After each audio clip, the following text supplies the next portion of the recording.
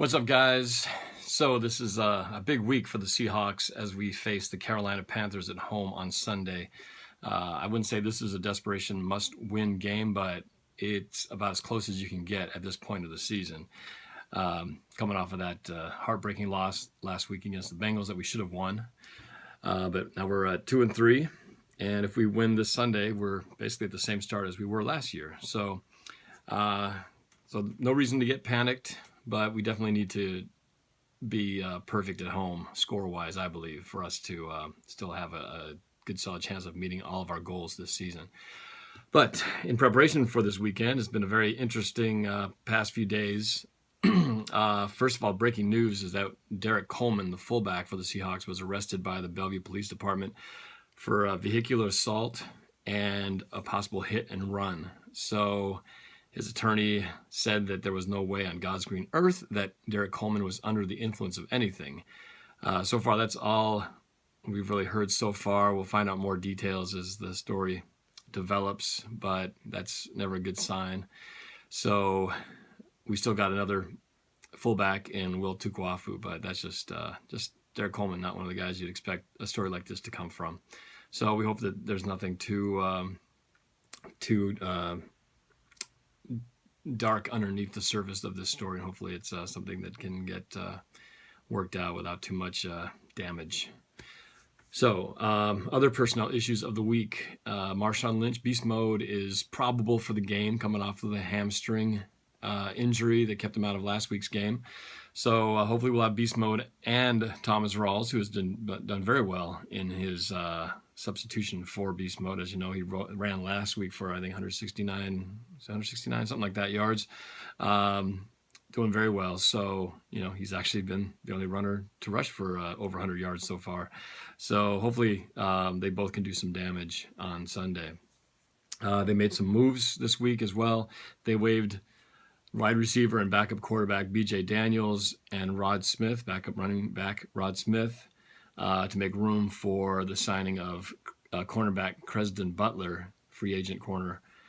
Seattle's just been decimated at the secondary position, and so they needed to make some room, get another guy in there. Just, got to have some depth, and they just don't have it right now. So hopefully we can keep making through while these other guys get healthy.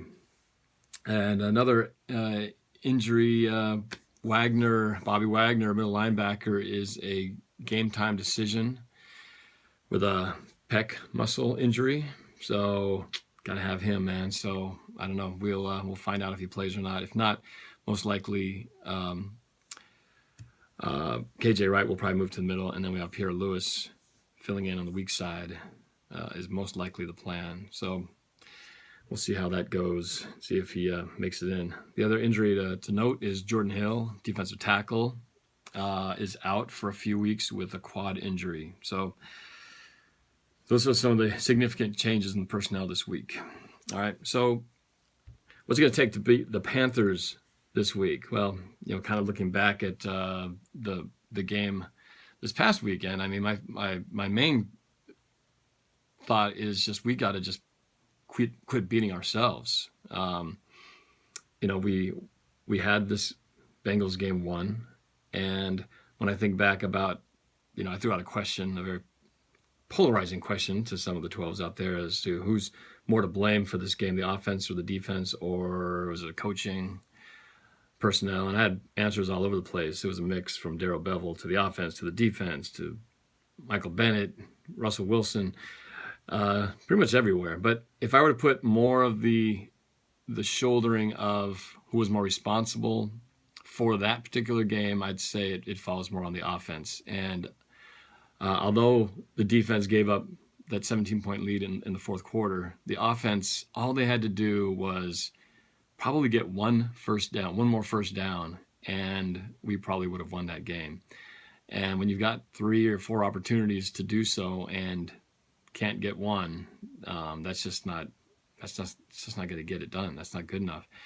And and as far as to who's to blame on that, on the offensive side, tough to know when you're not inside the room. It's easy to blame Darrell Bevell as the coordinator, but from what I'm noticing, the O-line did play as a whole better that game, and it sounds like probably played their best game so far.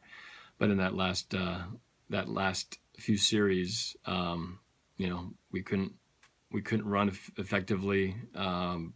We weren't converting the passes, and I think in general,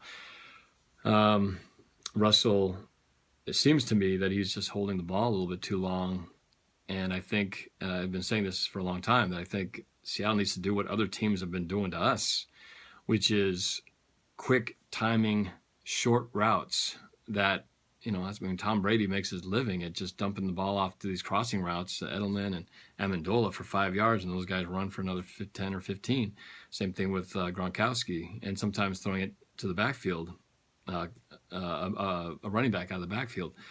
I don't know why we don't do more of that, especially when we have issues with protection. Why not just get, take the ball, boom, hit a receiver crossing the middle.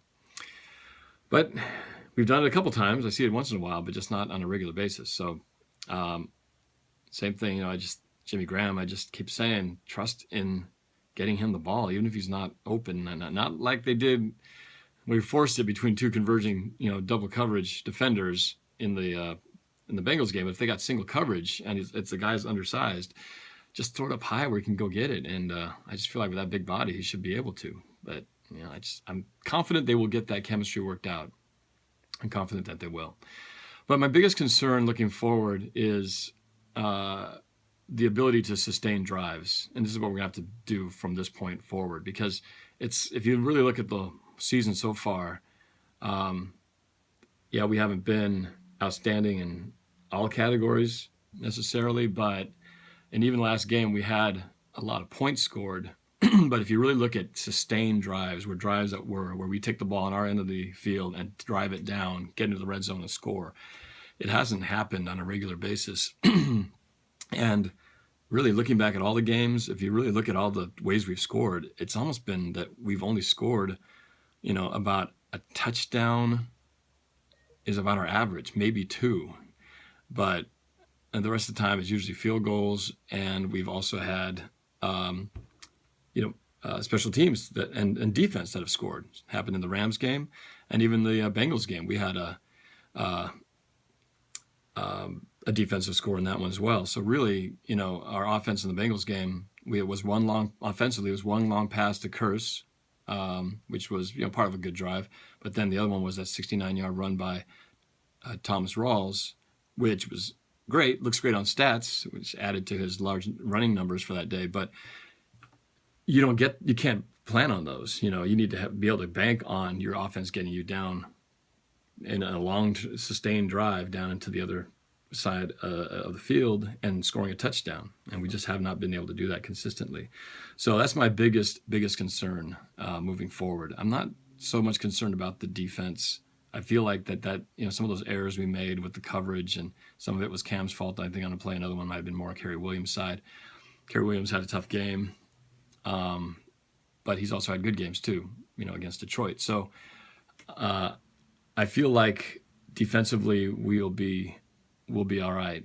My biggest concern is the offense and being able to sustain drives. We've got to do better at that and feel like we can go from our own 20 and go 80 yards for a touchdown, in a drive. And that's just not been happening. So I hope they can get that worked out. I'm confident that they will, but they got to start doing it sooner than later. We can't keep waiting. We don't have the luxury of that now with all these teams coming out to these hot starts. So against the Panthers, again, I don't really see anything that we have to worry about specifically for them. Cam Newton, I believe he's having probably one of his better seasons. But we have been able to handle them consistently every time we play them, and I don't see any reason why we won't be able to. We're at home. They don't really have much of a running game. Even there's just nothing really that blows you away on paper. So I just think Seattle's just got to not make stupid penalties. Don't give up the big plays. And unfortunately, we've been giving up big plays, and so we've got to be able to stop that and play what Seattle ball is all about. Running the ball effectively, being efficient on third down, and then just being a bend but don't break defense. I mean, that's been our formula, since we've had success the last 3 years. And now we have this added dimension of special teams. So really, everything should tip in our favor. We just got to get back to playing Seahawks football. You know what I'm saying?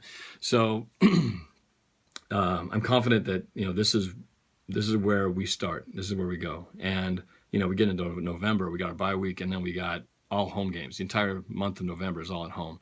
And so I'm counting on us going undefeated at home, and stealing a few games on the road down the line, and we'll be right into the thick of things. So, but one game at a time. I'm just going to worry about this one, but stay perfect at home and do all those things I talked about, and I think we should be good.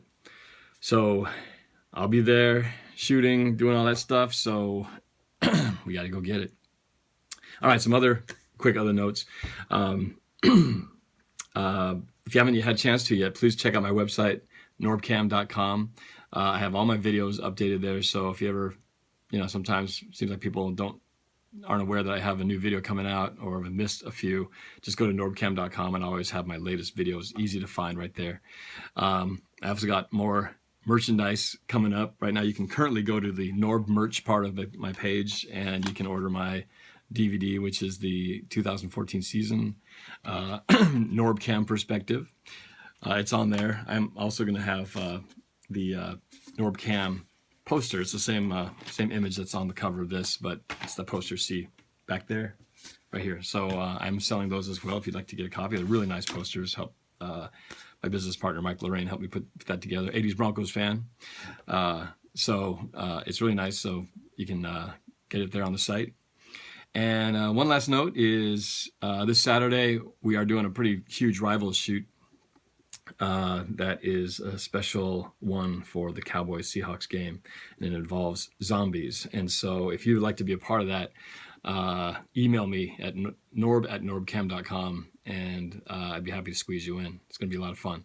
So that's about it. All right, lot going on, but a very important game this Sunday. So let's go get it. Please subscribe to my channel, and we'll be in touch. All right, let's get them. Go Hawks.